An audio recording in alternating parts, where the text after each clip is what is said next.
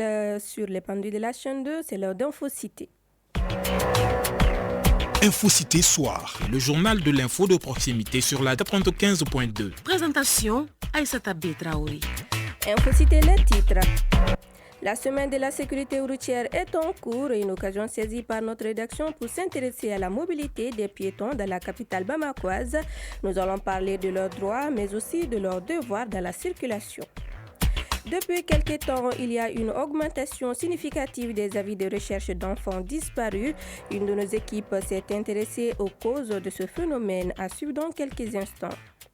L'actualité internationale nous conduira au Sénégal, au Kenya ainsi qu'en Russie où Vladimir Poutine reçoit son homologue syrien Bachar el-Assad à Moscou. Voilà pour le sommaire. Installez-vous confortablement pour le développement juste après la virgule. Vous êtes sur la chaîne 2, vous avez bien fait. Mesdames et messieurs, bonjour et bienvenue. Tout d'abord, Bamako abrite depuis ce matin la 9e revue annuelle des réformes politiques, programmes et projets communautaires de l'UEMOA au Mali. La rencontre vise à faire le point de l'état de mise en œuvre des réformes de l'UEMOA au plan national, autrement imprimé un coup d'accélérateur au rythme d'internationalisation des réformes, des politiques, des programmes et des projets de l'UEMOA. En 2023, ont été évaluées 131 réformes contre 116 en 2021. Il en ressort un taux satisfaisant de mise en œuvre de 81%, toute chose qui consolide la performance de notre pays dans la sous-région. Nous sommes dans la semaine de la sécurité routière, une semaine consacrée à mettre en lumière toutes les thématiques de la circulation routière au profit des usagers de la route, surtout les piétons, afin d'éviter les accidents. Aujourd'hui, la mobilité des piétons dans la capitale bamakoise est devenue un casse-tête dû à la densité de la circulation routière. Une équipe de notre rédaction a fait un focus sur les comportements que les piétons doivent adopter dans la circulation, leurs droits ainsi que leurs devoirs. Tanavet Sangari.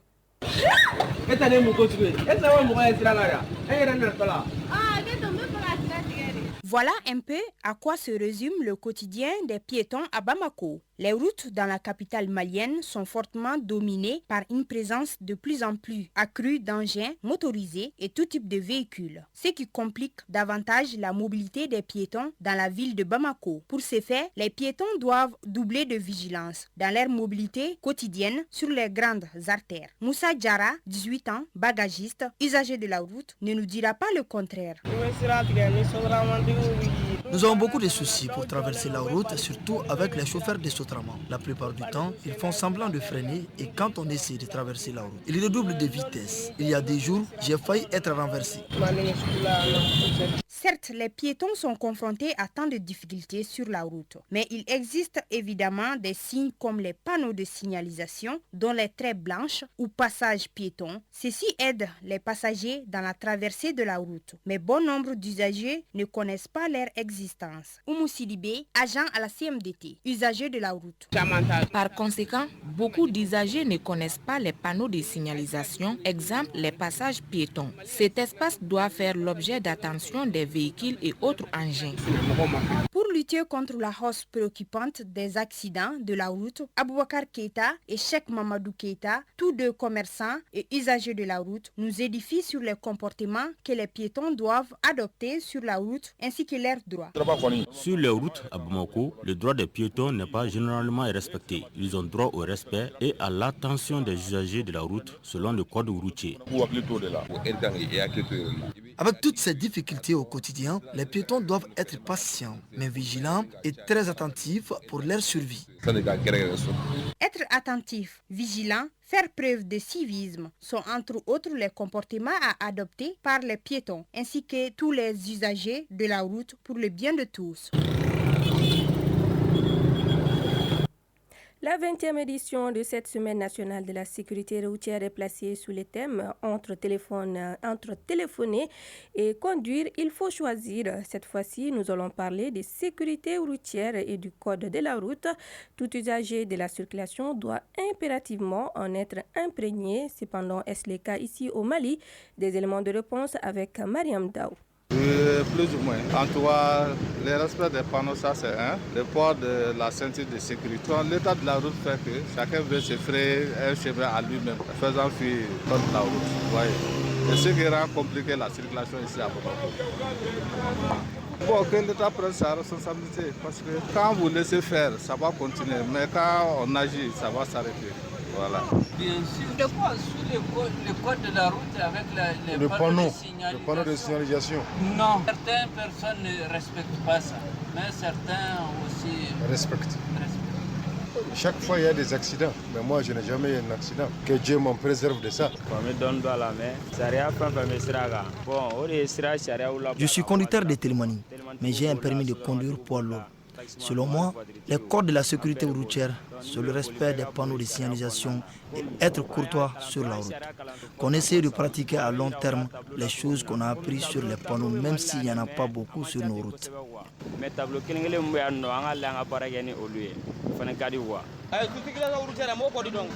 je connais bien les codes de la sécurité routière. C'est tout d'abord le respect de soi-même et le respect des usagers. C'est le plus important. Des fois, c'est très difficile de respecter les codes routiers à Bamako. Cela est dû au nombre excessif d'usagers. Moi, je suis livreur, donc je dois être rapide dans mon travail. À présent, le tour d'horizon de l'actualité internationale. Et c'est Khadija Traoré qui m'a rejoint dans ce studio. Bonjour Khadija. Bonjour Aïssata. Alors l'actualité internationale de ce jeudi, c'est avec toi et nous commençons au Sénégal où le collectif des victimes du régime du président Macky Sall saisit une instance de l'ONU.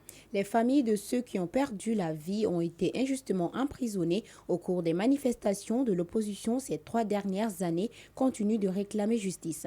Rassemblées dans le collectif des victimes du régime du président Macky Sall, elles ont décidé de saisir le Haut Commissariat des Nations Unies aux droits de l'homme pour demander l'ouverture d'enquêtes approfondies. 14 682 personnes ont signé la pétition, mais du côté des autorités, pas de réaction pour l'heure. Au Kenya, 4 proches d'Odinga rejoignent le nouveau gouvernement de Ruto. Ils ont été nommés hier à des postes clés par le président William Ruto. L'annonce a été faite lors d'un discours à la nation. Ces personnalités sont issues du parti de l'opposant Raila Odinga, le mouvement démocratique Orange ODM. Le président kenyan s'était engagé à nommer un nouveau gouvernement très représentatif en réponse aux manifestations qui secouent son pays depuis des semaines et menacent son pouvoir. Et enfin, direction la Russie, où le président russe Vladimir Poutine reçoit son homologue syrien Bachar el-Assad. Selon les images diffusées ce 25 juillet à la télévision russe, le dirigeant russe a évoqué l'escalade de la situation au Proche-Orient comme sujet de discussion ainsi leurs relations économiques bilatérales. La Russie est un allié crucial pour la Syrie, sauvant le régime de Bachar el-Assad par son intervention militaire en 2015. C'est tout? Oui, c'est tout. Merci beaucoup, Khadija Traoré. Nous poursuivons cette édition. Vous l'avez sûrement constaté, depuis quelque temps, il y a une augmentation significative des avis de recherche d'enfants disparus, particulièrement en cette période des vacances. Plusieurs raisons peuvent expliquer cette situation. Heureusement, la plupart de ces enfants sont retrouvés, comme l'affirment les médias qui relaient ces informations. C'est ce que nous dit Awa Sidibi. Pendant les vacances, les enfants profitent des jeux et des divertissements. Il arrive parfois qu'ils jouent dans la rue sans surveillance. Malheureusement, ils se retrouvent souvent dans des endroits peu familiers et s'égarent. En cette période de vacances, de nombreux avis de recherche d'enfants sont diffusés, une situation inquiétante pour les parents. Fatoumata Touré, vendeuse. Lorsqu'ils laissent leurs enfants jouer dehors, les parents ne les surveillent pas toujours. Pour ma part, ayant de nombreux petits-enfants, je sors régulièrement pour vérifier où ils se trouvent et ce qu'ils font.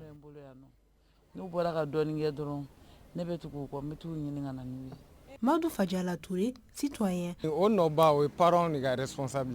Les enfants ne connaissent rien. Parfois, on voit des parents confier la surveillance d'un enfant à un autre un peu plus âgé. Cependant, ce dernier peut également être distrait par le jeu et il arrive que les deux se perdent, car Aucun d'entre eux n'est encore mûr. La plupart des enfants égarés sont retrouvés grâce aux moyens de communication tels que la radio, la télévision et surtout les réseaux sociaux. La population se mobilise largement pour cette cause essentielle. Abdoulaye Handandite, directeur d'une radio. Généralement, c'est 3 sortes de personnes qui viennent faire les annonces. Souvent, tu vas trouver des citoyens de bonne volonté qui voient les enfants égarés, qui n'arrivent pas à se retrouver. Donc ces bonnes volontés récupèrent ces enfants, les amènent ici à la radio. C'est l'annonce la plus difficile. Parce qu'on regarde l'enfant, nous-mêmes on décrit l'enfant. Son teint, sa taille, les habits qu'il porte. Ensuite, il y a les parents eux-mêmes qui viennent nous dire que leurs enfants, au retour de l'école, au retour de la fête, n'est plus retourné à la maison. En ce moment, c'est eux qui décrivent l'enfant et ils donnent des numéros de téléphone où on peut les joindre en cas de retrouvailles. Troisième genre d'annonce, ça c'est les enlèvements d'enfants. Mais à 90%, toutes les annonces se trouvent dans une position favorable. Tamsir Diabati, chef de division site web de l'ORTM. Aujourd'hui, nous sommes aux alentours de plus je veux dire qu'on a atteint les 1 million d'abonnés sur notre page. On a compris la sensibilité de nos abonnés. Quand on publie seulement, l'avis de recherche est beaucoup plus partagé que toutes les informations sur la plateforme. Dès qu'on publie, en 5 minutes ou en 1 minute, en 10 minutes, on dépasse les 100 partages. Pendant une semaine ou 3 jours avant qu'on retrouve la personne, on peut se retrouver à 2000, 3000, 4000, jusqu'à 5000 partages. Par semaine, on a au moins des avis de recherche qu'on publie. Je peux dire si c'est 100 avis de recherche publiés en un mois, 99 sont retrouvés. Souleymane Koulibaly, chef de quartier de Sans-Fil en commune 2 du district de Bamako. Si un enfant est égaré au niveau du quartier Sans-Fil, les différents chefs de famille de la population, ça va vers moi. Ma fonction de chef de quartier m'oblige à les recevoir et à les prendre. Après avoir rempli les différentes formalités, notamment nom et prénom, l'âge, la taille, je m'adresse à la coordination des chefs de quartier de la commune 2. Je téléphone à ces différents chefs de quartier pour les informer comme quoi il y a un enfant égaré. Après un jour, il y a eu 9 enfants égarés chez moi. 4 sont des Samaya. Chez moi, un enfant égaré, souvent, ça peut aller jusqu'au-delà de 2 semaines, 15 jours. Nos interlocuteurs appellent à la vigilance de tout un chacun afin de protéger ces jeunes enfants car beaucoup d'entre eux ne sont jamais retrouvés ou sans vie. Nous restons avec les enfants. S'ils se perdent dans les rues, voyons maintenant du côté des lieux de divertissement. Comme vous le savez, en cette période des vacances, ces lieux sont pris d'assaut par les enfants. Certains y vont pour se faire plaisir. Par contre, d'autres y vont pour commettre des actes peu recommandés. Voyons tout cela avec Saloum Konati. Je suis venu jouer. Je vends des chewing-gums et avec cet argent, je viens jouer. Je viens ici une fois par jour. Âgé de 12 ans, Moussa Diakité est un fan des casinos. Muni de pièces de monnaie, il est venu tenter sa chance. Avoir coûte que coûte de l'argent est devenu une obsession chez certains enfants. Ce qui explique le fait que des petits casinos inondent quelques quartiers de Bamako. Nous sommes ici à Sirakoro Medintana, commune rurale de Kalabankourou, un quartier où le phénomène prend de plus en plus de l'ampleur. Constat sur place, la plupart des clients sont âgés de 10 à 15 ans. Ici, même des talibés ont choisi de s'adonner à ces jeux de hasard. Pour Moussa Kanté, le propriétaire de ce casino, ces jeux n'ont aucun impact sur l'éducation des enfants. Selon lui, c'est un moyen de distraction. Je pense que les casinos n'ont rien à voir avec l'éducation. Ça existe chez les Blancs et ils n'ont pas de problème avec ça. C'est juste un moyen de distraction. Comme bénéfice, nous pouvons avoir 250 000 à 300 000, voire même 500 000 francs CFA toutes les 3 semaines. Pour les psychologues, la fréquentation de ces lieux par les enfants pose un problème à l'éducation. Ils affirment que les parents ont leur part de responsabilité dans cette situation. Mamoutou Konaté, psychologue. Il faut reconnaître que la prolifération, n'est-ce pas, des casinos, surtout des enfants, c'est dû à une imitation. En fait, c'est les enfants qui sont en train d'imiter l'attitude, le comportement de leurs parents. Les parents s'adonnent aux jeux de casino. Les enfants aussi ont pensé à créer leurs jeux de casino. En plus de tout ça, les gens qui s'adonnent aux jeux de hasard parce qu'ils veulent inculquer l'idée de facilité en eux. À partir du moment où ils ne vont pas gagner à ces jeux de loterie, ne pensez-vous pas qu'ils vont s'adonner à d'autres activités aussi, trouver de l'argent facile? Nombreux sont les parents qui ignorent ce que font les enfants à leur insu et qui leur donnent de l'argent pour leurs petits besoins. Aboubakar Guindo, chef de famille. C'est pas bon quand même. Quand l'enfant va toujours le tirer vers l'argent, au lieu de travailler même. Selon le sociologue Dr Ali Tunkara, l'appât du gain immédiat est à la base de ce phénomène. De plus en plus, les Bamakois ont du mal à joindre les deux bouts. Donc par ricochet, beaucoup chercheraient à satisfaire leurs besoins à travers les séquelles. De la même manière également, on a un nombre important de jeunes qui vont vers ces machines installées ou vers casino dans un souci de l'appât de gain immédiat. Donc les gens ne croient plus à la vertu du travail bien fait pour arriver au bout du tunnel. On voit des jeunes qui sont censés être à l'école, des enfants à la limite ou des adolescents qui sont censés être à l'école, mais malheureusement font la queue autour de ces machines. Donc naturellement, cette poussée non contrôlée de ces machines, de kiosques, est un gage de l'échec scolaire. La plupart de nos interlocuteurs estiment que ces casinos finiront par former des délinquants si on n'y prend pas garde. Il est donc temps de réglementer leur utilisation dans notre pays, ont-ils ajouté. Un mot de santé dans cette édition. La candidose digestive est une infection fongique douloureuse, fréquente de plus en plus chez les enfants. Elle est provoquée par la prolifération des champignons au niveau du tube digestif. Elle empêche les personnes atteintes de s'alimenter correctement. Cependant, des protocoles préventifs et un diagnostic précoce permettent de gérer efficacement cette infection. Découvrons les causes, les symptômes et les moyens de prévention de la candidose digestive dans ce dossier signé Sabine Keita. La candidose digestive est une prolifération de champignons dans le tube digestif. Elle est particulièrement douloureuse et les lésions qu'elle provoque empêchent les enfants affectés de s'alimenter correctement. Ces champignons peuvent coloniser l'ensemble du tube digestif, de la bouche, la langue jusqu'à l'œsophage. Professeur Abdoulaye Aziz était chef de service de la pédiatrie générale CHU Gabriel Touré. Je voudrais préciser certaines choses. Les mamans parlent de cornadioli. Bon, pour nous, souvent, c'est un terme qui n'est pas approprié parce qu'il y a confusion entre signe 2 et maladie. Pour nous, ce n'est pas toujours ça. Il peut y avoir des confusions. Ça peut être une expression d'autre chose qui n'est pas candidose digestive. La candidose digestive chez un enfant apparaît pour diverses raisons. Pour établir un diagnostic, le médecin examine les lésions et pose des questions sur les symptômes. Le terrain peut être un élément important, qui peut être une maladie grave et qui doit être traitée. S'il y a une immunodépression liée au VIH, c'est infection opportuniste. Si c'est non-VIH lié à une autre immunodépression, il faut traiter. Si c'est induit par nous-mêmes, c'est-à-dire la prescription médicale.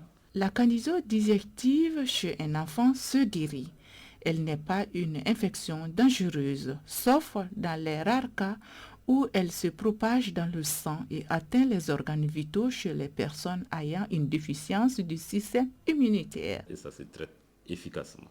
Tous ces enfants qui ont des pathologies qui traînent, comme les états de malnutrition, les enfants qui ont d'autres problèmes pour lesquels on les traite, qui développent ces mycoses-là, ces candidoses, on va dire à répétition. Souvent, ce n'est pas la candidose qui est à la base. Il y a une maladie sous-jacente qu'il va falloir traiter. Et si on arrive à traiter cette maladie sous-jacente, la candidose aussi va partir avec. Maintenant, si c'est une maladie qui nécessite une surveillance par rapport à la prolifération des champignons, on dira aux parents que c'est normal souvent qu'il y ait ça et nous avons la solution pour cela, c'est de prescrire des médicaments. Si c'est une maladie, ça peut avoir des complications. Il peut aller avoir des champignons ailleurs qui n'est pas la sphère digestive. Ça peut être au niveau pulmonaire, ça peut être au niveau cérébral, ainsi de suite. Ça se traite. Mais ça vient sur des terrains particuliers. Dans la population générale, ce pourcentage est infime des prescriptions irrationnelles d'antibiotiques ou de corticoïdes, mais aussi d'avoir le réflexe de chercher les autres dysimmunités. La candidose ne se transmet pas. Cependant, plusieurs facteurs peuvent accroître les risques de prolifération de la levure.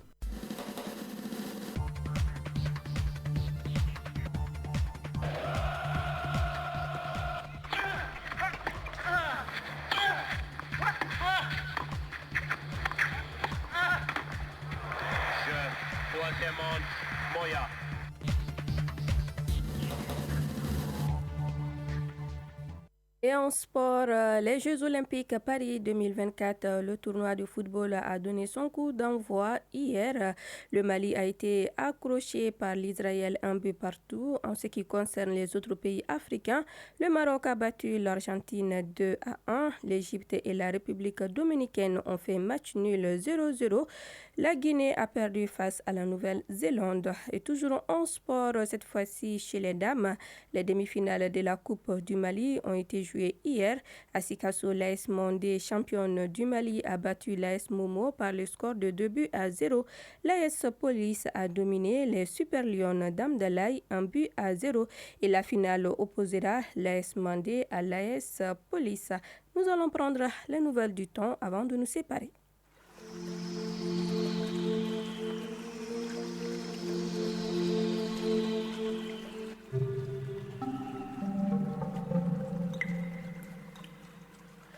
Les thermomètres affichent actuellement sur Bamako ses environ 28 degrés. La maximale attendue sera de 32. Le soleil se couchera à 19h passé de 6 minutes. C'est la fin de cette édition qui vous a été présentée par Aïssata Traoré, mise en onde par Malik Kansay, une réalisation de Mariam Konaté, Fatoumata Touré, mise en ligne Marcel Tessouké, coordination Nyanya Alou Traoré et Aminata Konaté. Grand merci à vous de nous avoir suivis. Très bonne suite de nos programmes. Chaîne 2, la radio du bonheur 95.2.